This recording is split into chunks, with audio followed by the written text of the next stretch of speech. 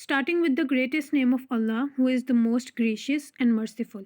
Assalamu alaikum everyone. I am Wajiha Yunus from BS Chemistry first semester. This presentation is presented to Dr. Shehbaz Ali. The topic of my presentation is tissue engineering. So let me introduce you all what tissue engineering is. Tissue engineering is the use of a combination of cells, engineering and materials methods and suitable biochemical and physiochemical factors to improve or replace biological functions. So basically tissue engineering में हम body के अपने sales कुछ लेके उनको isolate करते हैं और एक आर्टिफिशियल सपोर्ट सिस्टम के अंदर उनकी डिफरेंशिएशन होती है और डिवीजन होती है। उसके बाद हम उनसे एक 3D टिश्यू या फिर कोई भी ऑर्गन हम उनसे जनरेट करते हैं। उसके बाद हम उसको दोबारा इम्प्लीमेंट करते हैं इनटू द बॉडी ताकि वो पूरी बॉडी के साथ अडेप्ट करे और वहाँ पर वो ग्रो करे। और बेसिकली टिश्यू इंजीनियरिंग को हम यूज़ करते हैं to improve the function of any organ, to modify the function of any organ, या फिर किसी भी टिश्यू को या किसी भी ऑर्गन को रिपेयर करने के लिए या फिर किसी भी टिश्यू को रिप्लेस करने के लिए। So the term has also been applied to efforts to perform specific biochemical functions using cells within artificially created support system, for example an artificial pancreas or a bio artificial liver. अब जैसे कि यहाँ पे examples बताई हुई हैं कि artificial pancreas या बायो आर्टिफिशियल लिवर हम बना सकते हैं by using the technique of tissue engineering. A commonly applied definition of tissue engineering as stated by Langer and Vacanti is an interdisciplinary field that applies the principles of engineering and life sciences toward the development of biological substitutes that restore, maintain or improve biological tissue function or a whole organ. So basically हम इसमें body के different tissues या organs के substitutes बनाते हैं that are biologically biocompatible और जो कि इजीली अडेप्ट कर जाए टू आवर बॉडी और हमारे जो भी डिजीज्ड टिश्यूज़ या ऑर्गन्स हैं उनका फंक्शन मेंटेन हो जाए, उनका जो फंक्शन है वो रिस्टोर हो जाए और हमारी बॉडी का जो ओवरऑल फंक्शन है वो इम्प्रूव हो जाए।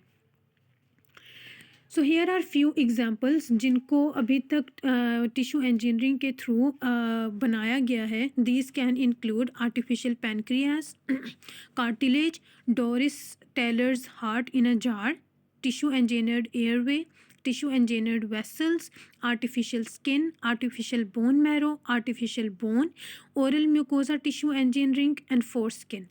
So here in the pictures you can see on the left side there is a tissue engineered bladder and on the right side there is a tissue engineered trachea seeded with stem cells, and on the bottom you can see a tissue engineered ear, human ear. So you can recreate and regenerate different tissues and different organs as you can see from these examples. हम different tissues को regenerate कर सकते हैं, किसी भी tissue को उसका function improve कर सकते हैं, उसके function को repair कर सकते हैं by using the technique of tissue engineering. तो अब हम देखते हैं कि टिश्यू इंजीनियरिंग की टेक्निक में स्टेप्स कौन कौन से फॉलो होते हैं। तो सबसे पहले अगर हम पहला स्टेप जो होता है, अगर हम इस पिक्चर को देखते हुए अगर स्टेप्स को मैं एक्सप्लेन करूं तो सबसे पहले ह्यूमन बॉडी से कुछ सेल्स जो होते हैं वो आइसोलेट कर लिए जाते हैं। उन सेल्स को आइसोलेट करके कैप्टिवेट किया जाता है कल्चर सिस्टम के अंदर और वहाँ पर उनकी सिलेक्टिव सेल डिफरेंशिएशन करवाई जाती है। सिर्फ उन सेल्स की डिफरेंशिएशन करवाई जाती है जिनकी हमें ज़रूरत है, जिनकी ज़रूरत होती है to improve, to regenerate the organ और the tissue that is needed. उसके बाद डिफरेंट बायोमटेरियल्स के थ्रू हम कंस्ट्रक्ट करते हैं स्कैफोल्ड्स। अब यहाँ इस स्टेप नंबर 3 में you can see the construction of a scaffold. उस स्कैफोल्ड को कंस्ट्रक्ट करने के बहुत सारी टेक्निक्स होती हैं which are used for the scaffold fabrication.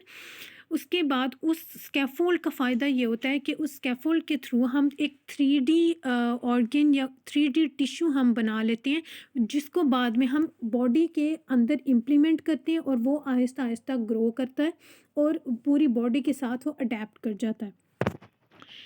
तो अगर हम अब यहाँ पर अब if you see in the step number 4 यहाँ पर इन विट्रो टिश्यू इंजीनियरिंग दिखाई गई है कि अगर इन विट्रो टिश्यू इंजीनियरिंग हो कि तो उसके लिए हम दो चीज़ें इस्तेमाल कर सकते हैं. You can do tissue engineering in a petri dish और in bioreactors. So bioreactors are the mechanical devices. उनके अंदर ये उनका फ़ायदा ये होता है कि उनके अंदर बायोलॉजिकली एक्टिव इन्वायरमेंट होता है that is suitable for the biological tissues. तो उसके ज़रिए हम उसके अंदर टिश्यू इंजीनियरिंग का प्रोसेस करना ज़रा आसान हो जाता है. So this is the process of tissue engineering.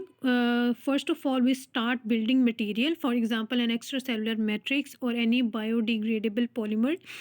उस building material के को उसके बाद we have to shape it as per the need, and then उस building material में हम क्या करते हैं, वो जो living cells जो कि हम isolate करते हैं body से, उनको हम seed करते हैं. उसके बाद हम उस पूरे के अंदर उस बिल्डिंग मटेरियल के अंदर हम ग्रोथ फैक्टर्स ऐड करते हैं. ग्रोथ फैक्टर्स ऐड करने से ये होगा कि सेल्स जो होंगे वो आहिस्ता आहिस्ता मल्टीप्लाई करने लग जाएंगे, वो ग्रो करने लग जाएंगे. They begin to proliferate and fill up the scaffold and grow into 3D tissue. तो जब एक 3D टिश्यू 3 डायमेंशनल स्ट्रक्चर हमारे पास बन जाता है, कोई भी टिश्यू या कोई भी ऑर्गन जब हमारे पास बन जाता है तो हम उसको इम्प्लांट करते हैं in the body.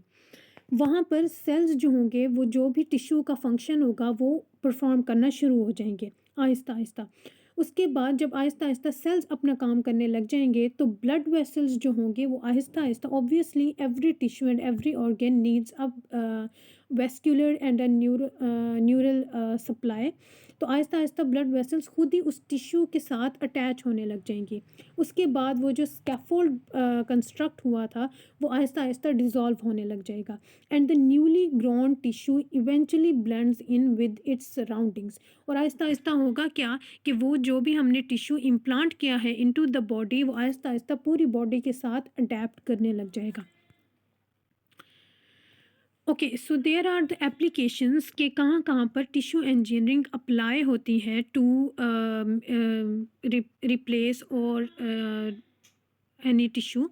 The tissue engineering covers a broad range of applications. In practice, the term has come to represent applications that repair or replace structural tissues like bone, cartilage, blood vessels, bladder, etc. These are tissues that function by virtue of their mechanical properties. कोई भी अगर organ है, कोई भी tissue है जिसकी mechanical properties हैं को आपने रिप्लेस करना है तो उसके लिए we use the process of tissue engineering. अब यहाँ पर एक और वेरी क्लोजली रिलेटेड टर्म है टिश्यू इंजीनियरिंग के साथ, and that is cell transplantation. तो जो सेल ट्रांसप्लांटेशन की फील्ड है उसके अंदर बेसिकली होती ये है कि ट्रांसप्लांटेशन ऑफ सेल्स होती है जो कि परफॉर्म करते हैं बायोकेमिकल फंक्शन. अब उसमें few examples are given here like artificial pancreas और an artificial liver.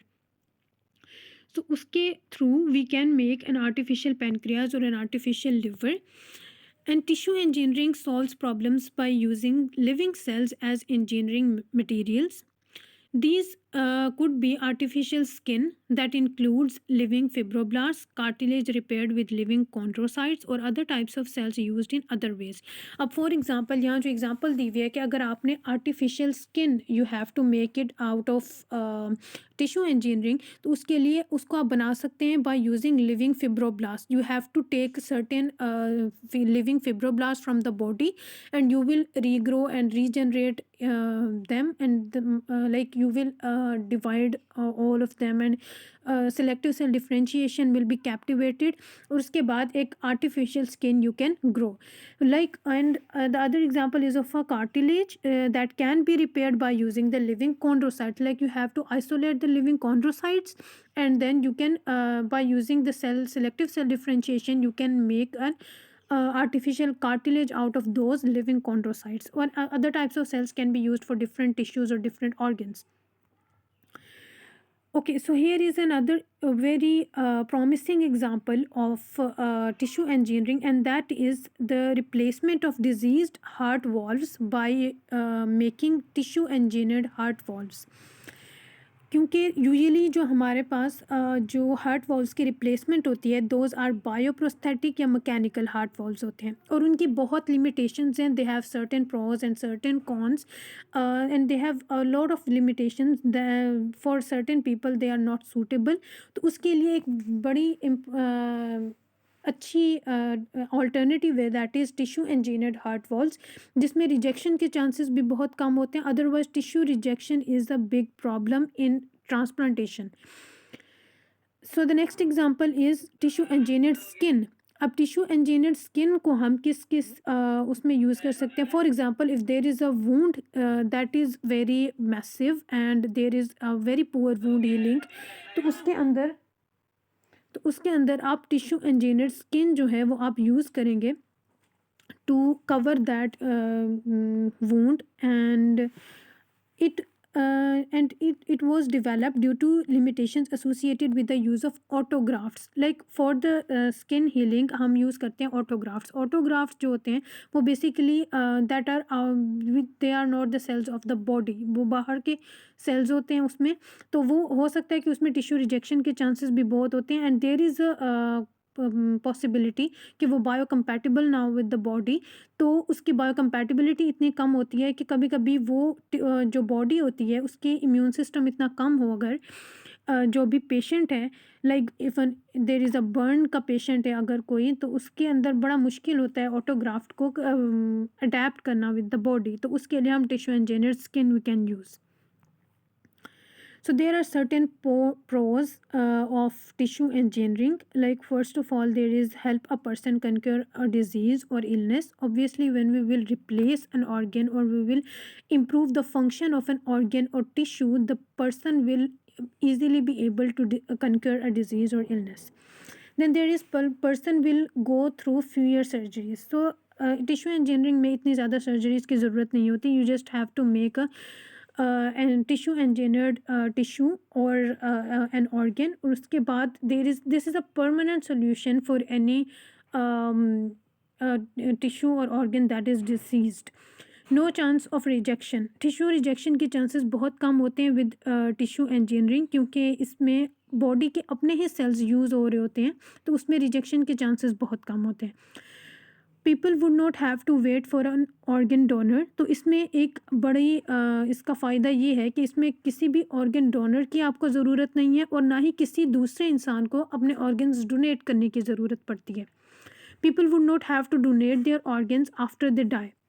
This technology could lead to even greater technologies in the future, and this is a permanent solution. Okay, so but there are certain cons that are related to tissue engineering, and these are: medicine researchers face many difficulties in constructing suitable scaffolds. Obviously, scaffolds की construction is a very important and crucial step in tissue engineering, और अगर आपके scaffolds बनाने में सही नहीं बने या उनके बनाने में मसले हैं, तो उसकी वजह से पूरी टिश्यू इंजीनियरिंग मुतासिर होती है. It takes a lot of research and understanding of each organ and tissue. There can be ethical issues. Cells have to stay alive inside the body and continue to function, which is difficult for researchers to discover for complex organs. Like for ethical issues बहुत सारे religions में या बहुत सारे cultures में this is not considered ethically correct. So there can be ethical issues if while performing tissue engineering. And secondly, cells have to stay alive inside the body. When we engineer a tissue by using tissue engineering and then we implement it into the body, तो उसके बाद हमें नहीं पता कि उसके body के अंदर जाके how the cells are performing and how they are growing and how they are differentiating. तो it is especially if there is a complex organ is involved in tissue engineering, तो उस केस में बड़ा मुश्किल हो जाता है for the researchers to be able to know what is going inside the body. तो उस केस में टिश्यू इंजीनियरिंग का एक कॉन्स में ये भी है. This is all about tissue engineering. Thank you so much for being audible to me. Thank you.